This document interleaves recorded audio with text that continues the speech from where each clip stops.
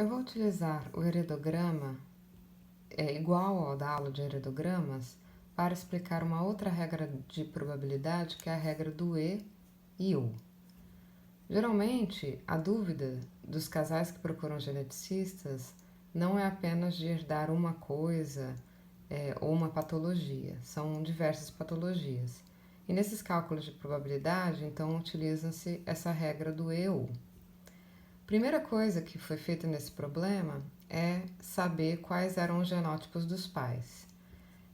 Como é uma herança recessiva, cabe colocar primeiro o genótipo dos indivíduos recessivos, que com certeza receberam 2 alelos recessivos.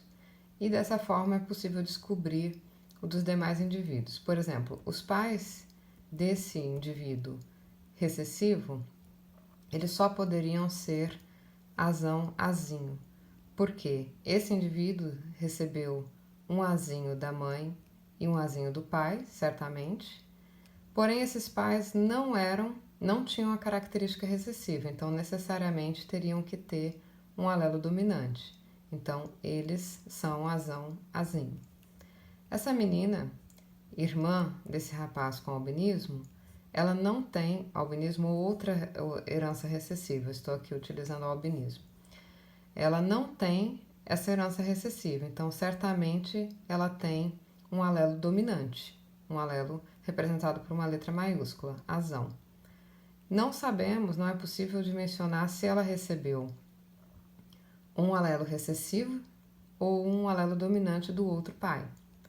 Então, quando não é possível determinar, representa-se com um risco.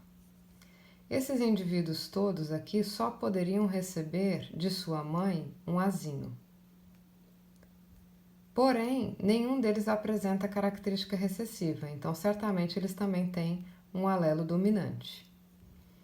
Bom, agora eu vou propor 2 problemas para explicar a regra do e do ou.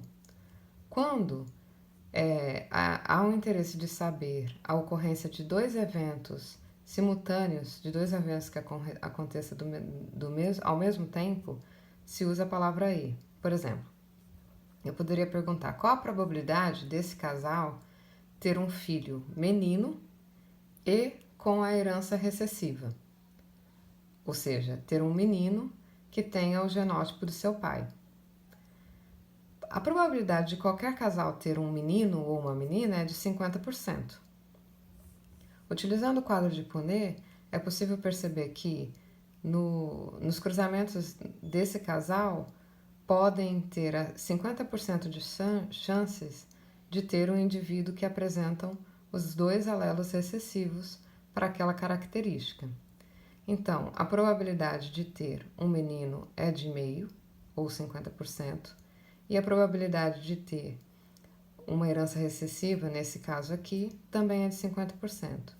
Como o problema eu perguntei qual a probabilidade de ser um menino e com albinismo, quando se utiliza a palavra e, multiplica-se as probabilidades.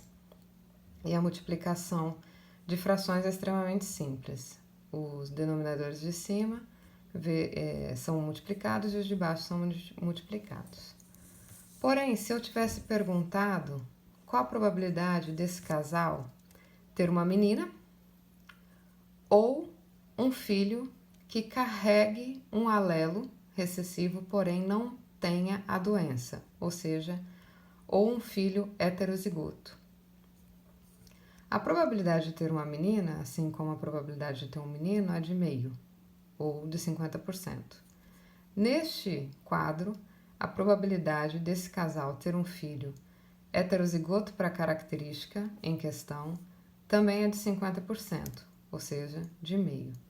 Como o problema eu perguntei qual é a chance desse casal ter uma menina ou um filho heterozigoto que porte o alelo, mas não tenha a doença, nós utilizamos para ou a soma das frações. Para somar uma fração, utiliza-se o denominador comum e soma as partes de cima.